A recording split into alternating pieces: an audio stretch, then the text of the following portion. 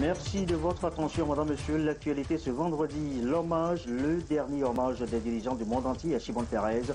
Parmi ces dizaines de dirigeants, le président togolais Faure Gnassingbé arrivé tôt ce matin à Jérusalem, où l'ancien président et ancien premier ministre israélien a été inhumé au cimetière national. Le sommet sur la sécurité maritime, jour J-15, la Chine soutient fortement les autorités togolaises dans l'organisation de ce grand rendez-vous de Lomé. Nouveau geste ce vendredi de la Chine, un don de moto au ministère de la Sécurité. Enfin, fin de la formation pour les stagiaires de la 3e promotion du cours d'état-major. Ils sont désormais aptes à tenir un poste d'officier traitant dans un état-major. La remise des diplômes, le récit dans un instant. Voilà, madame, monsieur, le sommaire, bienvenue. Voici le journal. Bonsoir à tous. Ils sont donc des dizaines de dirigeants à rendre ce vendredi un dernier hommage à l'ancien président israélien Shimon Peres. Parmi ces dirigeants venus du monde entier, le chef de l'État togolais Faure Gnassingbé arrivé tôt ce matin à Jérusalem. Vous voyez là les images de l'arrivée donc du président Faure Gnassingbé à Jérusalem, accueilli donc par les officiels israéliens. L'ancien président et ancien premier ministre israélien, Shimon Peres, a été donc inhumé ce vendredi au cimetière national du Mont Herzl à Jérusalem.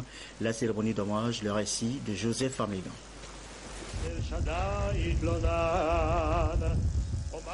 Un hommage, un adieu international à cette figure historique de l'État d'Israël, Shimon Peres.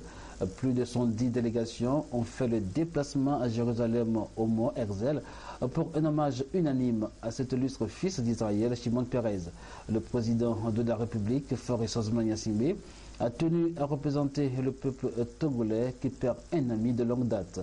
La douleur était à son paroxysme. Paix, espoir, dignité, tolérance se sont trouvés au cœur de toutes les allocutions et témoignages sur la vie de cet illustre fils d'Israël, dernier survivant des pères fondateurs de l'État du même nom. Le peuple juif et le monde entier ont convenu de cultiver en guise d'héritage, toujours perpétuer les valeurs chères à Shimon Peres et qui se distinguait par son engagement indéfectible à lutter pour le triomphe des principes cardinaux qu'il professait, amitié, justice, humanisme, tolérance. L'humour de l'homme n'a pas manqué d'être rappelé au milieu des larmes et des adieux poignants de ceux qui participaient aux obsèques de ce grand homme qui, quelque temps avant son décès, survenu à l'âge de 93 ans, plaisantait encore, demandant à sa famille de lui donner pour épitaphe « Il est mort prématurément ».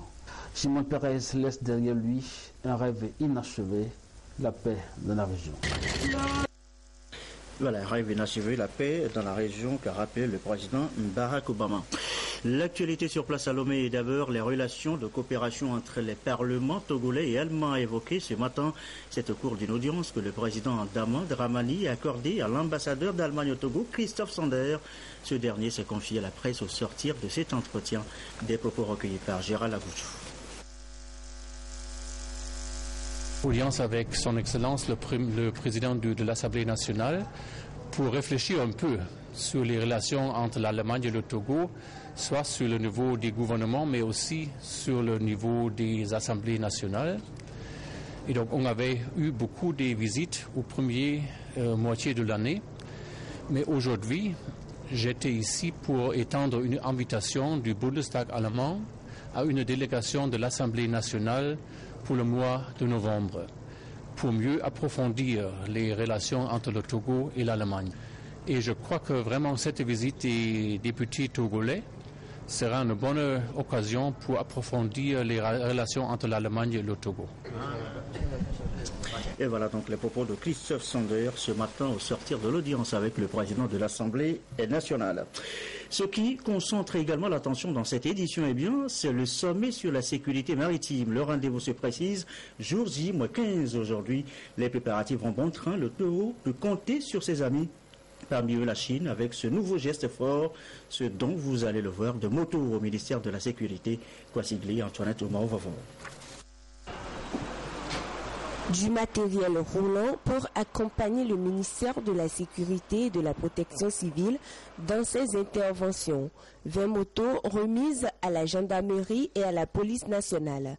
Un don de la République populaire de Chine qui témoigne une fois encore l'attachement de ce pays au Togo et qui renforce davantage les relations bilatérales qu'entretiennent les deux pays.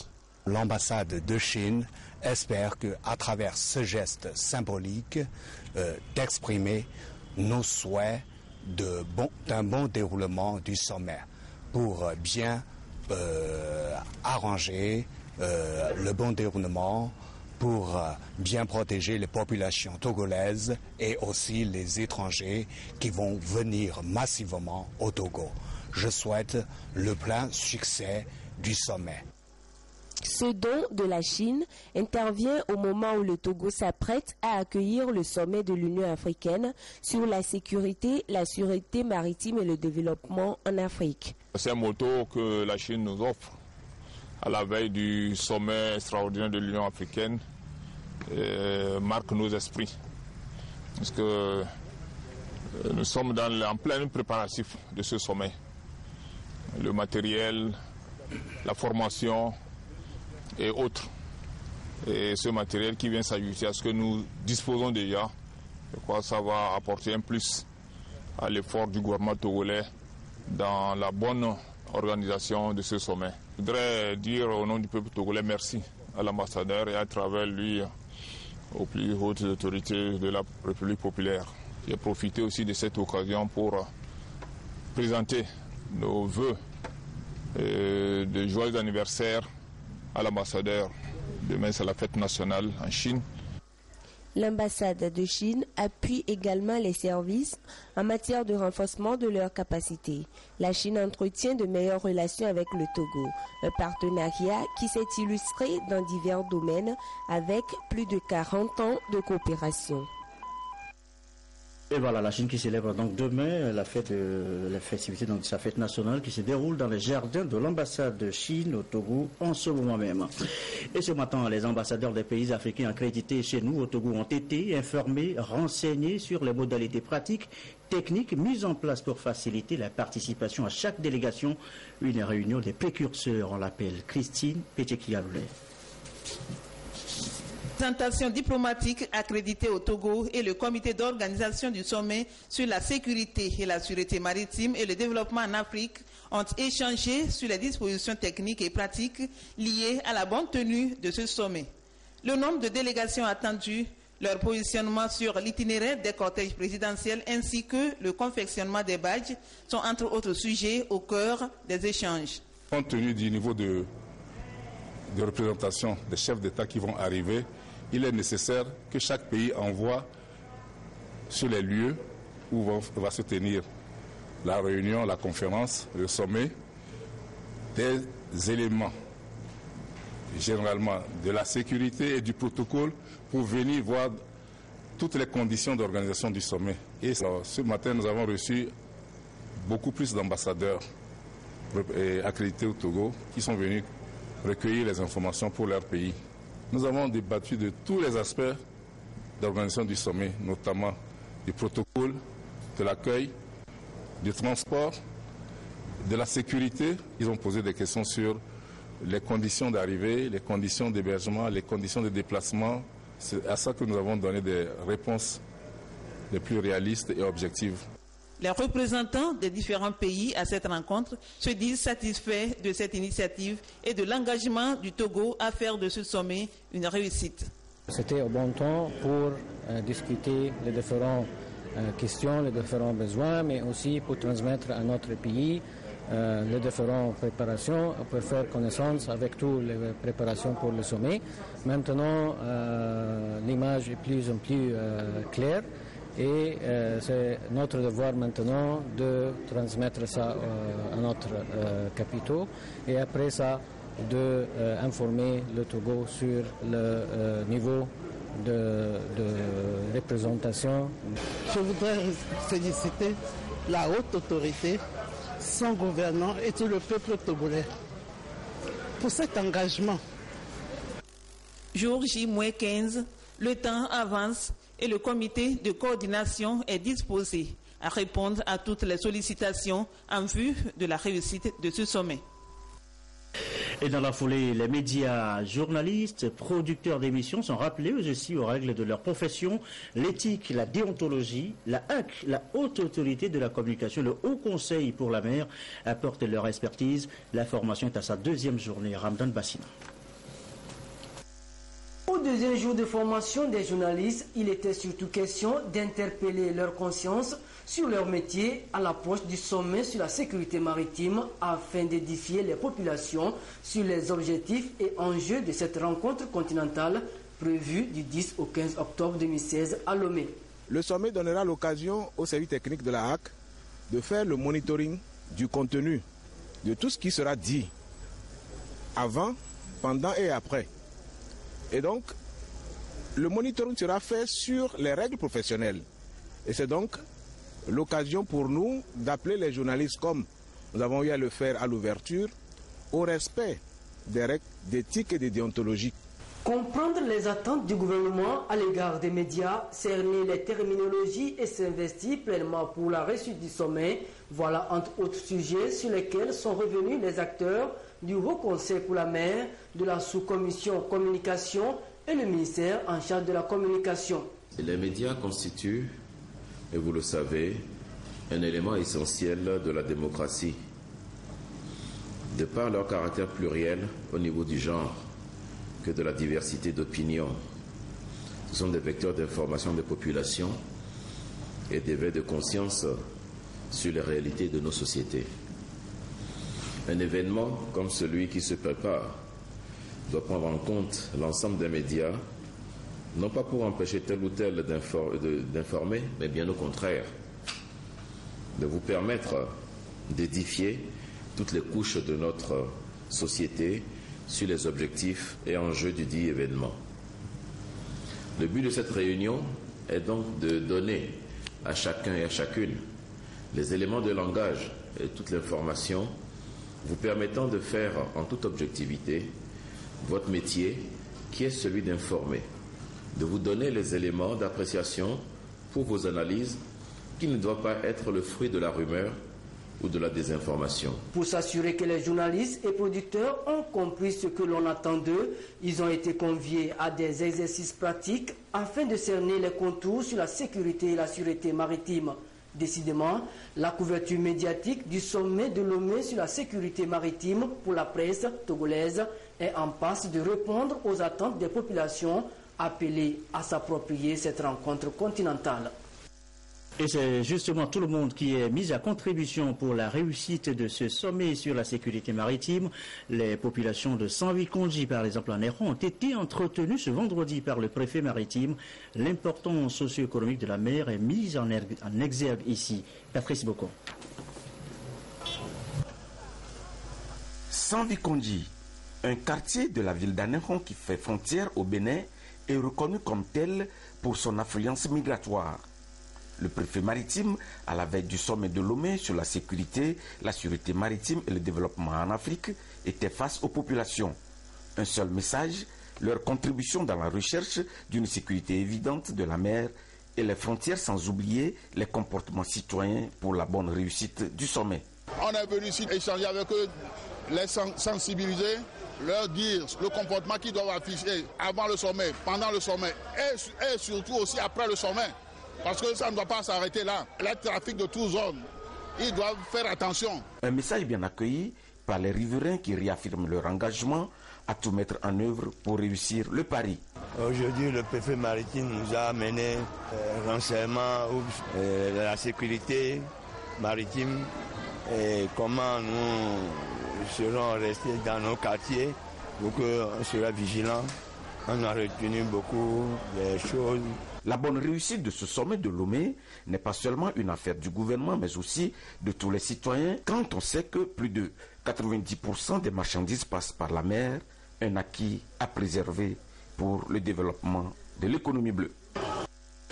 La logistique, on vient d'entendre parler, se met en place. La mobilisation, ça, on vient d'en parler à l'instant. Au-delà de tout, des voix s'élèvent pour implorer la bénédiction de Dieu ce vendredi à la mosquée El Hadj Ahmad de Fareva à Lomé, autorités politiques, journalistes, confréries, tidjaniens, tous d'une seule et même voix, ont prié pour la bonne tenue du grand rendez-vous de Lomé, le sommet. Nathalie Panegui.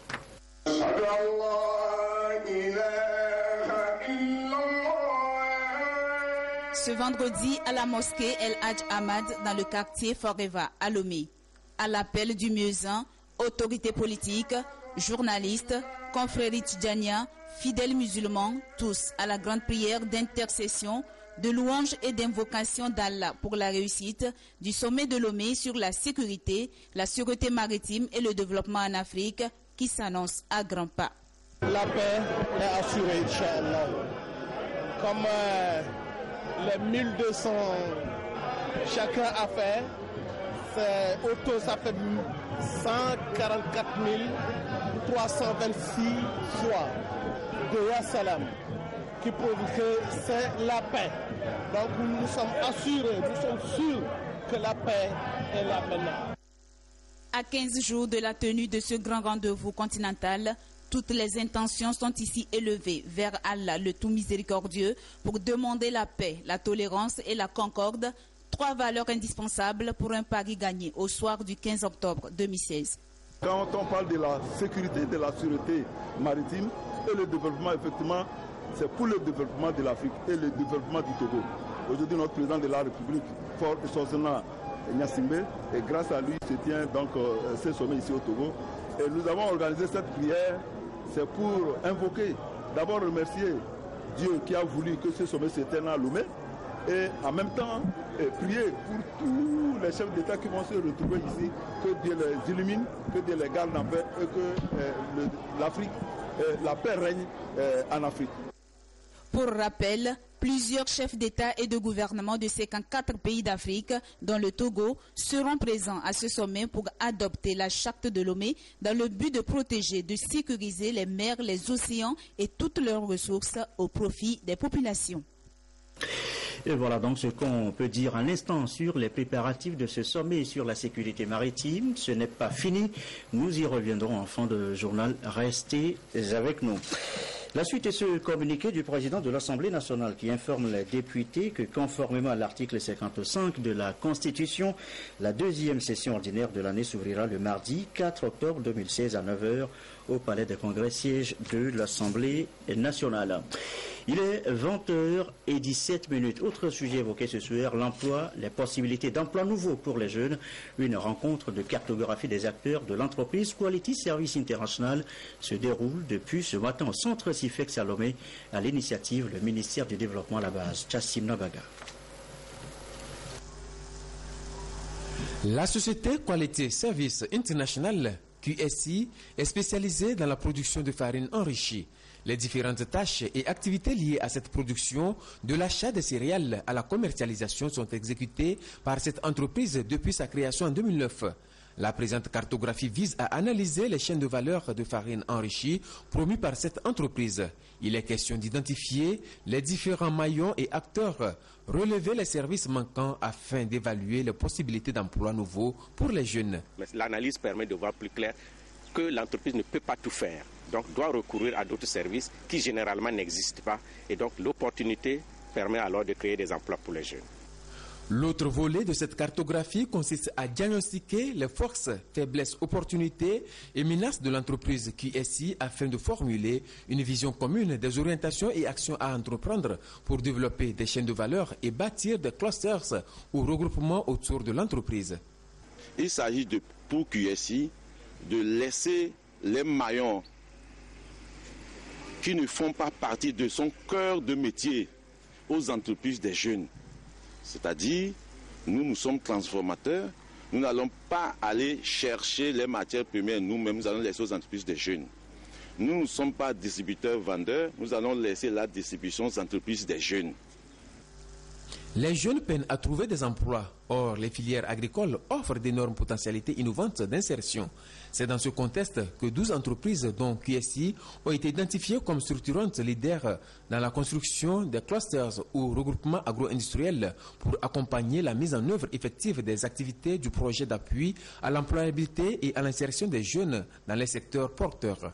Il s'agira pour le gouvernement de faire en sorte que tous les maillons qui sont identifiables autour des produits agricoles de notre pays, notamment pour la phase pilote, le soja et l'élevage, que des jeunes puissent être encouragés à s'insérer en tant qu'entrepreneurs dans ces domaines-là. Les financements vont jusqu'à 150 millions pour les entreprises véritablement bien assises. Et je crois que c'est une aubaine que les jeunes doivent saisir pour développer leurs initiatives. Le projet d'appui à l'employabilité et à l'insertion des jeunes dans les secteurs porteurs est une initiative du gouvernement togolais qui vise à apporter de manière structurée une solution aux problèmes d'emploi des jeunes, répondre de manière efficace et efficiente aux préoccupations du secteur agricole en termes de marché et de valorisation des productions agricoles, proposer un mécanisme de financement innovant et durable au monde agricole. Il est financé par la Banque africaine de développement. L'emploi encore avec la note conceptuelle du projet de renforcement du système d'information sur le marché de l'emploi. En clair, il s'agit de rendre visible le marché de l'emploi, l'ANPE et ses partenaires s'y emploient. Gérald Aboudjou pour les précisions.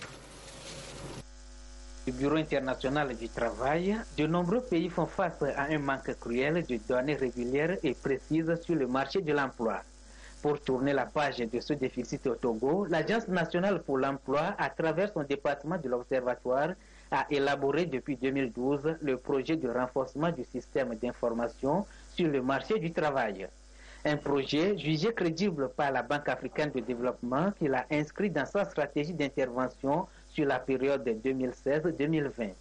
Le document est ici soumis à l'appréciation des acteurs du monde du travail, notamment les ministères, les secteurs privés et parapublics et des syndicats. Ce document renferme les activités qu'on peut faire dans le système pour pouvoir rendre meilleures les informations sur l'emploi et la formation.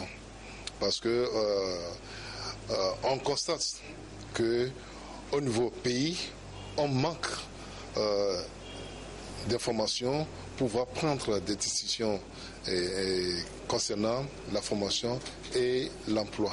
Donc c'est dans ce sens que ce document a été élaboré, mais ce document, les activités qui y sont, il y a des parties, certaines parties de ces activités qui sont déjà prises en charge par la BADS. Ce document, une fois validé, aboutira à la signature d'une convention entre le gouvernement togolais et le Bureau international du travail.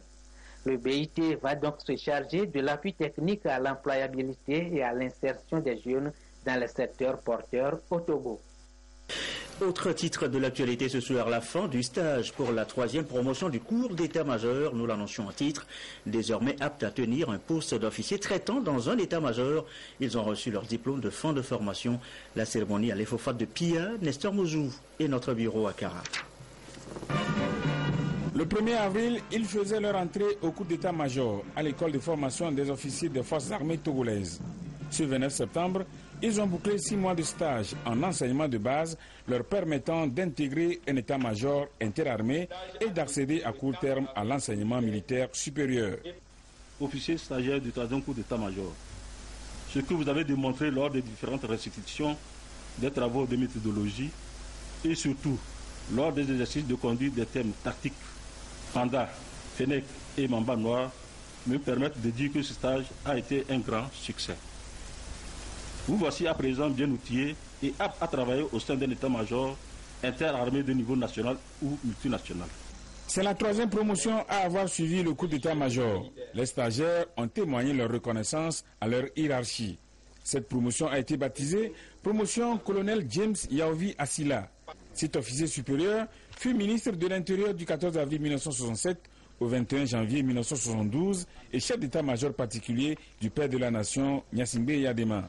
Le parrain de la promotion, c'est Joseph Ogamo Bagnan, lui aussi ancien ministre de l'Intérieur du 21 janvier 1974 au 5 mars 1975. De l'Antiquité à nos jours, l'armée a été et sera toujours le cloaque et le socle de l'État et de la nation. Il n'y a pas d'État. Il n'y a pas de nation sans armée. Lorsque l'armée manque, ou qu'elle n'existe pas, ou qu'elle est en décrépitude, il faut absolument combler ce vide et réagir promptement pour sa résurrection. Pour tout dire, si l'État et la nation sont les polygones de sustentation de tout groupe humain organisé, pour emprunter une expression mathématique, l'armée demeure le centre de gravité de toutes ces entités humaines. Chers fidèles, c'est à ce corps que vous avez choisi d'appartenir pour votre existence ici-bas. Je vous en félicite, car désormais, nous allons cheminer ensemble. Après cette formation, le champ de responsabilité des stagiaires s'est agrandi. Il leur reste à prouver ce dont ils sont capables. Vos chefs respectifs demain jugeront de la transformation que vous avez subie ici. Et sans doute, toute la nation appréciera la manière, appréciera la qualité de l'usage que vous ferez des compétences acquises au cours de votre formation. Et ce, peut-être, dans des conditions où vous aurez à mettre en jeu votre vie et celle de vos hommes pour protéger d'autres vies. Le combat pour la paix, pour la stabilité et la sécurité sera plus que jamais, en effet, au cœur de cette deuxième partie de votre carrière. La troisième promotion du coup d'état-major compte 20 officiers, 15 de l'armée de terre et 5 de la gendarmerie. Ils sont de retour au Togo, nantis du serveur américain. Un séjour de 3 mois pour 24 jeunes Togolais admis au programme Mandela Washington Fellowship. Ils ont été des hôtes à dîner de l'ambassadeur des États-Unis au Togo, Augustin Kossi, et Demso Sopo.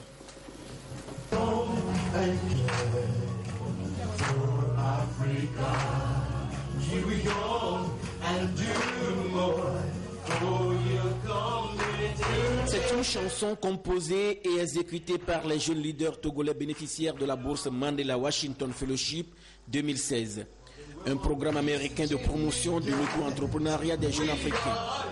Ils sont de retour des États-Unis d'Amérique après quelques mois de formation et de renforcement de capacités dans les universités et instituts américains. Là-bas, on a eu des formations comme qu'est-ce qu'un leader, comment un leader va être efficient, comment est-ce qu'on peut écrire des projets, genre appel de fonds et beaucoup d'autres choses d'ailleurs. On a visité des entreprises, ça et là, qui nous montrent en fait comment ça se fait dans le pays de l'oncle Sam. Les fellows de cette année, nous avons un programme qui s'étend sur 1 an.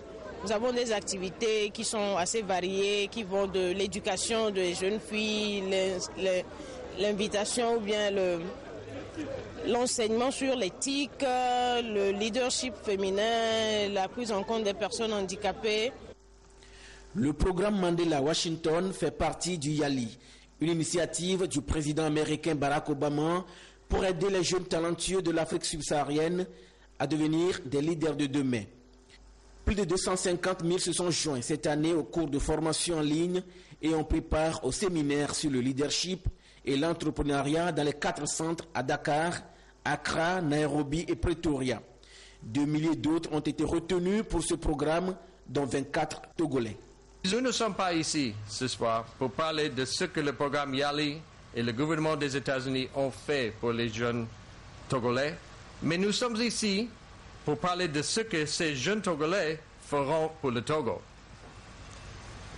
Je l'ai répété à maintes reprises que je vois le Togo comme un pays en mouvement, une croissance économique très forte, des investissements judicieux dans des infrastructures, des réformes politiques. Toutes ces choses sont importantes. Mais pour que le Togo décolle vraiment, cela dépendra d'une génération émergente de leaders plus que toute autre chose. Et cette génération émergente, c'est bien entendu une jeunesse dynamique, imbue des valeurs citoyennes et engagée dans les secteurs du service public, du bénévolat ou encore de l'entrepreneuriat. Des valeurs qui font partie des critères d'éligibilité au programme Mandela Washington Fellowship, dont la candidature pour 2017 est déjà lancée à compter du 21 septembre au 26 octobre 2016. Quelques communiqués pour poursuivre cette édition qui va déborder un tout petit peu. Communiqué de presse sur la fin de la mission de l'association des médiateurs de l'UEMOA qui remercie le chef de l'État et tous les acteurs impliqués. La mission des médiateurs des pays membres de l'UEMOA au Togo s'est déroulée du 18 au 24 septembre 2016.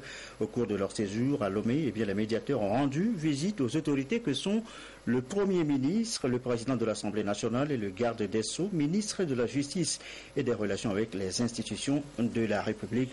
Vous trouverez dans le quotidien national Togo Presse l'intégralité de ce communiqué.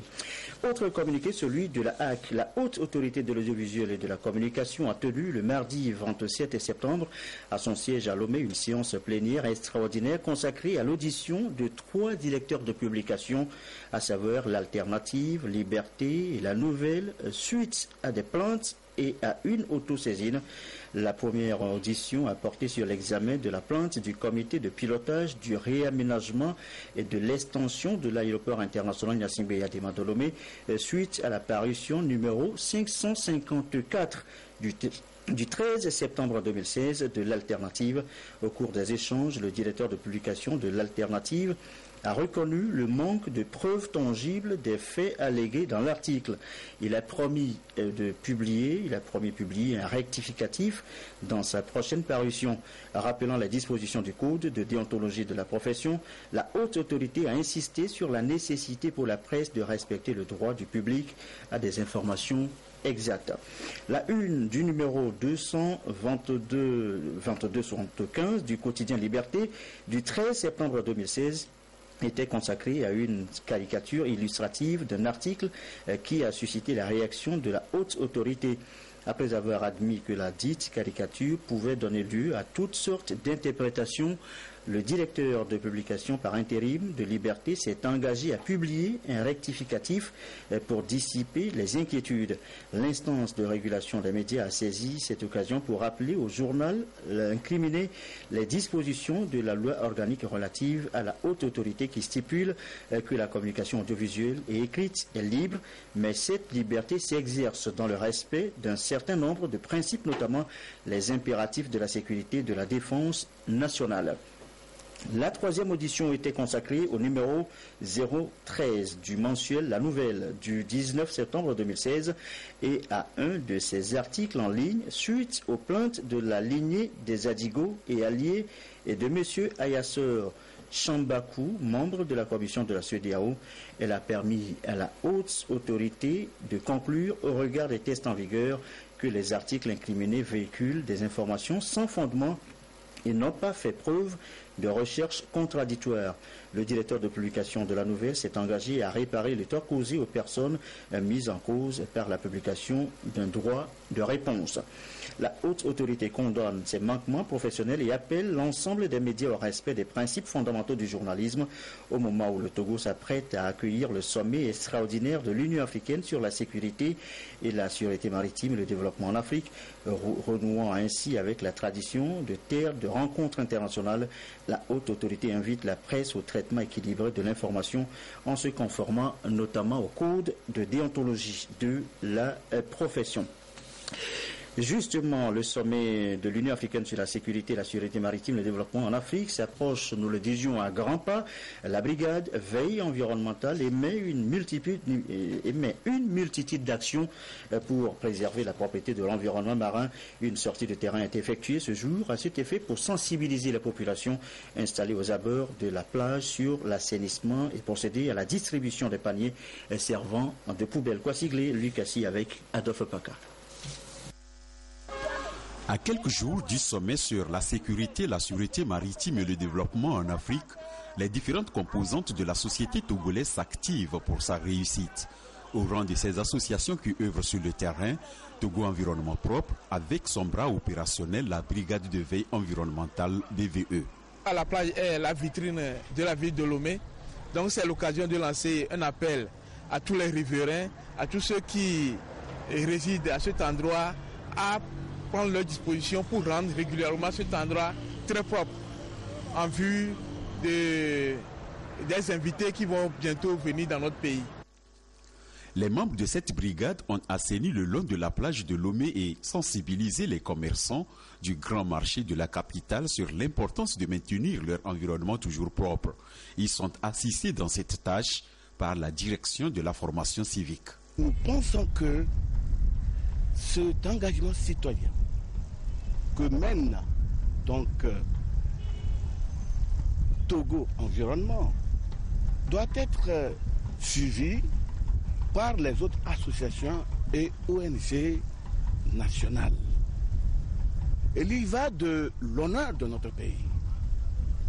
Il y va de ce que j'appellerais cet engagement citoyen qui va nous permettre d'accueillir dans l'allégresse, dans la salubrité, nos hôtes de marque qui viendront très bientôt.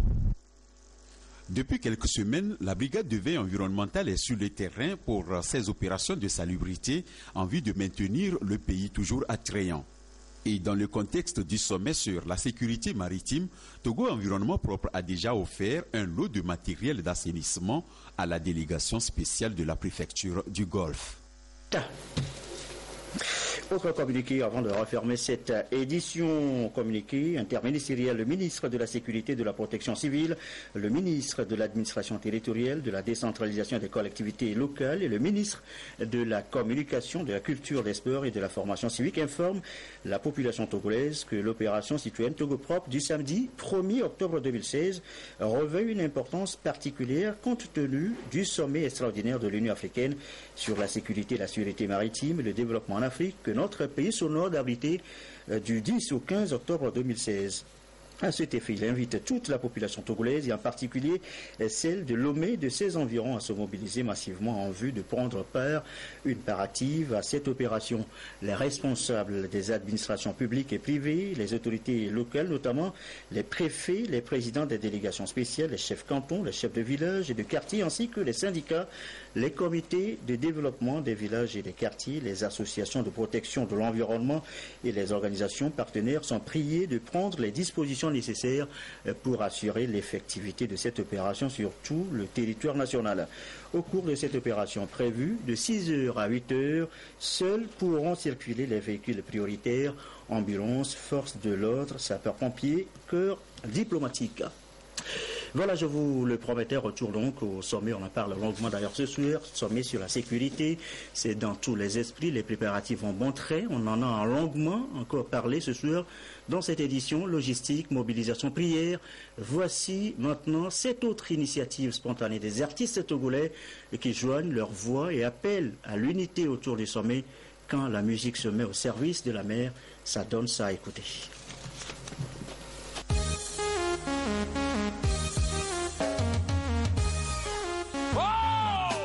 Bienvenue au Togo pour le sommet de la sécurité maritime. Voilà. Importez vos produits dans la sécurité. Exportez dans la sécurité. Voyagez dans la sécurité. Importez vos produits dans la sécurité. Exportez dans la sécurité. Voyagez dans la sécurité. Plus de pirates, plus de pirates. Tout est sécurisé. Plus de pirates, plus de pirates. Tout est sécurisé.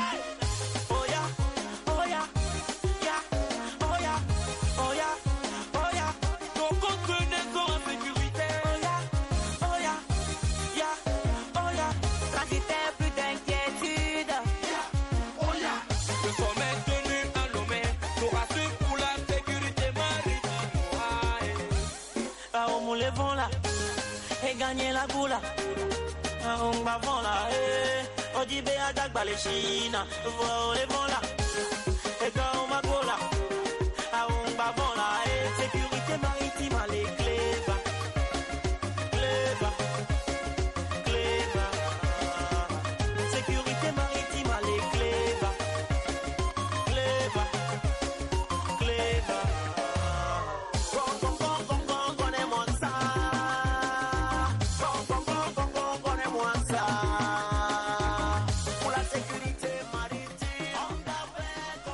Et voilà, donc la sécurité maritime, ça se danse aussi au son et à la musique de ces artistes togolais qui nous plongent là dans le week-end. Excellent début, je vous souhaite une très belle soirée.